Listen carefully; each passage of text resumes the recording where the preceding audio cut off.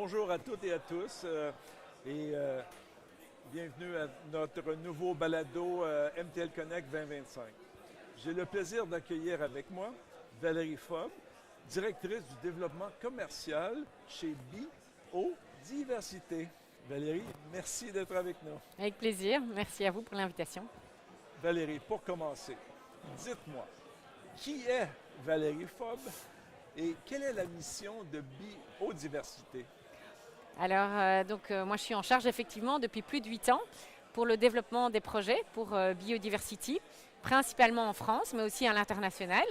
Et donc on a déjà un premier projet au Canada. Donc l'objectif de ma mission cette semaine, c'est également de faire des connexions et développer mon réseau.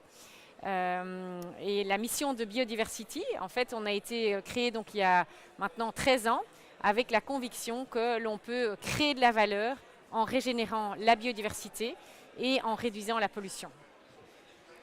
Et si je comprends bien, même dans le nom, on a biodiversité. J'imagine que bi, c'est pour abeilles. Quel est le rôle des abeilles dans cette recherche de régénération? Oui, effectivement. Et donc, le projet de Biodiversity est né en fait avec notre outil phare, qui aujourd'hui est utilisé dans plus de 25 pays. Et donc, c'est le biomonitoring. On arrive à monitorer la qualité de l'air et la biodiversité avec le pollen des abeilles. Donc, il faut imaginer sur un site qu'on monitore de 700 hectares, parce qu'à l'époque, on a mis des petites puces sur les abeilles pour savoir jusqu'où elles allaient de façon générale. Et donc, chaque site monitoré, eh bien, va permettre d'aller voir ce qu'il y a comme polluants agricoles et industriels. Parce qu'en fait, le pollen a l'avantage d'être un bioaccumulateur. Il capte naturellement ces polluants qui viennent se fixer. Et donc, on va pouvoir aller identifier de quelle concentration on a en tant que polluant, et puis jusqu'à étudier l'origine de ces polluants et donc travailler avec ces acteurs à l'origine, comme les agriculteurs, les viticulteurs ou d'autres industriels par exemple. Et puis chaque grain de pollen contient l'ADN d'une plante. Donc on va pouvoir aller voir qu'est-ce qu'il y a comme biodiversité végétale en quantité, qualité, et voir s'il y a des carences.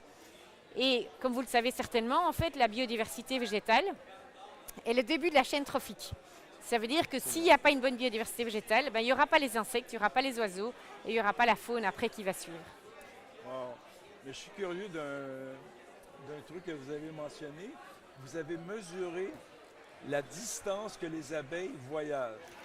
Je suis curieux. Oui. Quelle est la distance maximale qu'une abeille peut voyager? Voilà, en fait, ce qu'on a vu, nous, avec justement les puces qu'on mettait, en moyenne, une abeille, quand elle sort, elle fait une distance de 1,53 km à chaque voyage.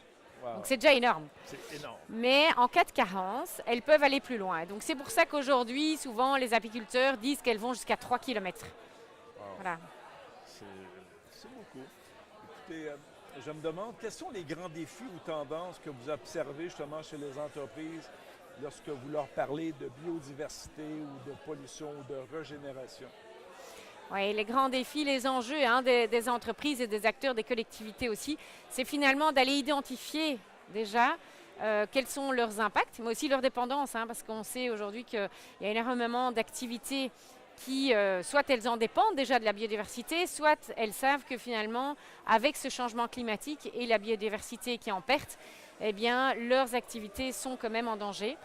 Et donc, en fait, tout le défi est d'aller identifier et leurs impacts et les risques qu'elles courent. Et donc, on a des outils pour aller justement identifier ces risques et ces impacts. Okay, super. Et vous travaillez finalement à l'intersection de la nature avec les abeilles, des données et de la technologie numérique. Comment vous voyez le rôle des technologies numériques dans la régénération de la nature? Oui, alors en fait, avec déjà au départ le biomonitoring, donc nous on l'utilise depuis 10 ans et on a accumulé un certain nombre de données assez importantes, forcément. Et donc depuis quelques années, on a développé une plateforme d'intelligence artificielle où on a été injecté toutes ces données, toute cette data. Et on y a associé aussi des données cartographiques, des données satellitaires, etc. Et aujourd'hui, on est capable d'aller en fait à distance d'aller identifier justement les risques, les impacts, les dépendances des sites, de chacun des sites. Donc on peut aller, on parle de milliers de sites, hein, en quelques clics, on peut aller scorer chacun des sites et voir quel est l'impact de chaque site sur la biodiversité et les risques justement que chaque site peut avoir par rapport à justement des critères comme les habitats, les zones sensibles, les espèces menacées, les effets de pression, etc. Et donc c'est en fait tous des critères qui sont aujourd'hui considérés par les standards internationaux et sur lesquels en fait les entreprises doivent aller travailler comme premier niveau vraiment d'analyse. OK. Mais donc vous faites finalement une cartographie de la diversité et tout ça. Est-ce que ça l'intéresse plus les entreprises privées ou le gouvernement, les entreprises parapubliques et tout ça? Alors je dirais qu'en termes d'intérêt, c'est pareil. Heureusement pour nous. Est-ce qu'il y en a un? Voilà, il y en a un, effectivement. Alors, on pourrait dire qu'intuitivement, c'est d'abord tout ce qui est collectivité, parce que forcément déjà, les collectivités ont de très grands espaces.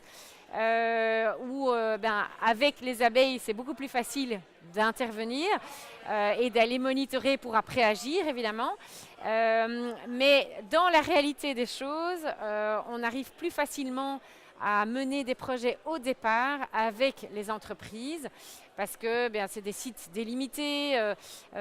Souvent, ils ont évidemment des services associés, des budgets associés, et puis une réglementation aussi imposée.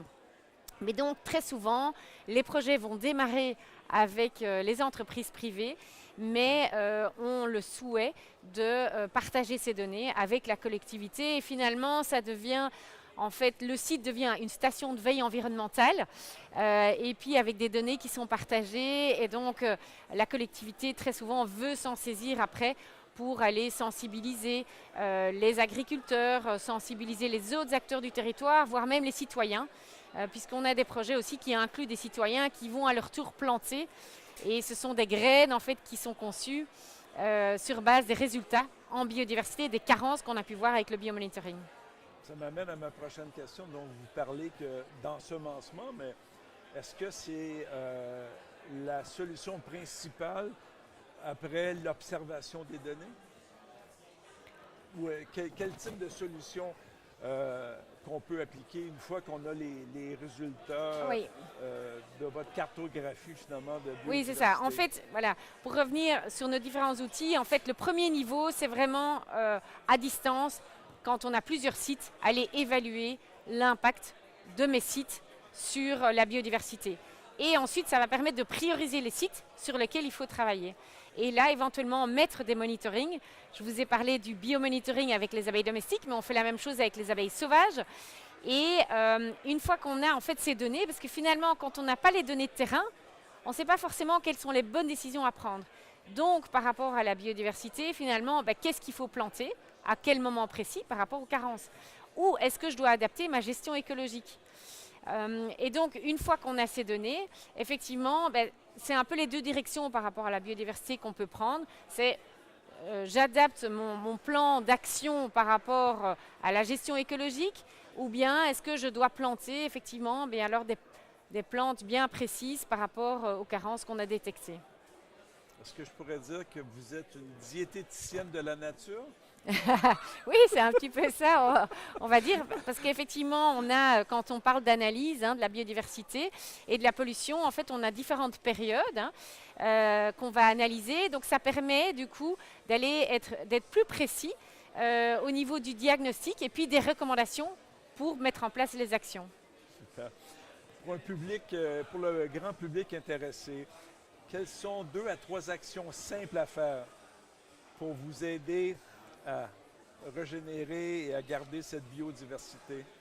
Et je dirais que sur le volet de la pollution, eh bien évidemment, ce que chacun peut faire, c'est ne plus utiliser de pesticides. Ce n'est pas très compliqué, mais voilà. Il y a d'autres solutions alternatives qui existent. Et sur le plan de la biodiversité, c'est principalement d'aller planter des plantes mellifères. Même, on voit les plantes mellifères, c'est-à-dire les plantes qui attirent les pollinisateurs. D'accord. Mellifère. Et donc, même avec un petit balcon, on peut déjà avoir un impact. Contrairement à ce que les gens peuvent penser, en fait, des petites actions peuvent avoir déjà un impact. Et donc, nous, comme on moniteur des villes, eh bien, on voit bien que l'impact, les plantations de chaque citoyen a un impact positif. Donc, ça peut être très simple. Ça peut être très simple. Aider la planète. Super. Finalement, Valérie, la révolution numérique, c'est quoi pour vous? Oui, la révolution numérique. Alors, effectivement, forcément, on est tous impliqués, imbriqués dans cette révolution numérique. Je dirais que c'est par rapport à nous, qui sommes, qui essayons de promouvoir la nature, de défendre la nature, c'est d'utiliser finalement toute cette data à bon escient pour aller préserver, améliorer et calculer en fait l'impact des actions pour aller encore plus loin, plus vite et plus grand dans les actions de chacun. Merci beaucoup Valérie pour cet échange. Avec plaisir, merci à vous. Très apprécié. Merci à toutes et à tous et à la prochaine.